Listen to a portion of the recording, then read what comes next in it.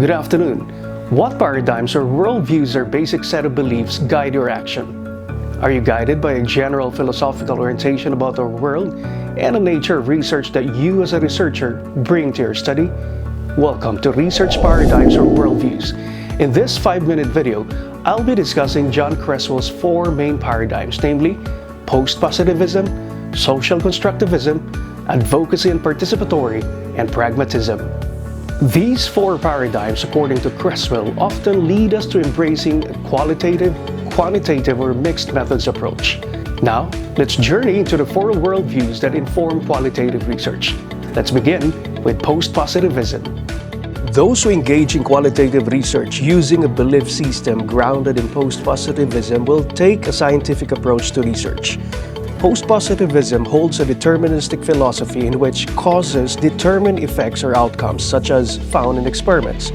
It is also reductionistic in that the intent is to reduce the ideas into small, discrete set to test, such as the variables that comprise hypotheses and research questions.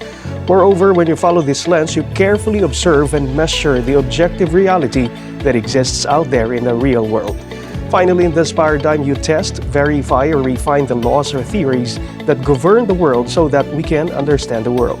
In terms of practice, post-positivist researchers will most likely view inquiry as a series of logically related steps, believe in multiple perspectives from participants, and espouse rigorous methods of qualitative data collection and analysis. Do you think you are embracing post-positivism? Or maybe you are more inclined to seeking understanding of the world in which you live and work by interpreting or making sense of the meanings which others have about the world. In that case, you may have been guided by this paradigm, constructivism. Social constructivism, which is often combined with interpretivism, is typically seen as an approach to qualitative research. In this paradigm, individuals seek understanding of the world in which they live and work. They develop subjective meanings of their experiences, meanings directed towards certain objects or things, meanings that are varied and multiple. The goal is to rely as much as possible on the participants' views of the situation being studied. These subjective meanings are also negotiated socially and historically. In other words, they are not simply imprinted on individuals, but are formed through interaction with others and through historical and cultural norms that operate in individuals' lives. Rather than starting with a theory, inquirers generate or inductively develop a theory or pattern of meaning. Constructivism is seen manifesting in phenomenology and grounded theory. Okay, now, is it still post-positivism that guides you, or constructivism? Or are you the type whose platform is reform for the marginalized? If you are, then you must be embracing advocacy, or participatory, or transformative. The basic tenet of this paradigm is that research should contain an action agenda for reform that may change the lives of participants, the institutions in which they live and work, and even the researchers' lives. It holds that research inquiry needs to be intertwined with politics and political change agenda to confront social oppression at whatever levels it occurs. It focuses on the needs of groups and individuals in our society that may be marginalized or disenfranchised. In practice, specific social issues such as oppression, hegemony, among others, help frame the research questions.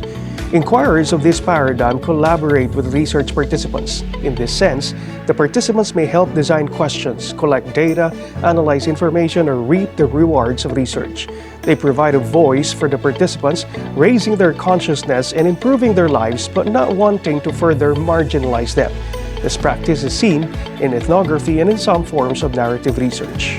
And finally, let's get oriented with pragmatism. Pragmatism focuses on the outcomes of the research, the action, the situation, the consequence of the inquiry. It is concerned with applications with what works and solutions to problems. The pragmatists emphasize the research problem and use all approaches available to understand the problem. In practice, pragmatists use multiple methods of data collection to best answer the research question, employ both qualitative and quantitative sources of data collection, and focus on practical implications of research. Pragmatism is seen at work in ethnography and case study, employing the mixed methods. So, which paradigm informs your research? I'm Rod Ortiz. Good day and stay safe, everyone.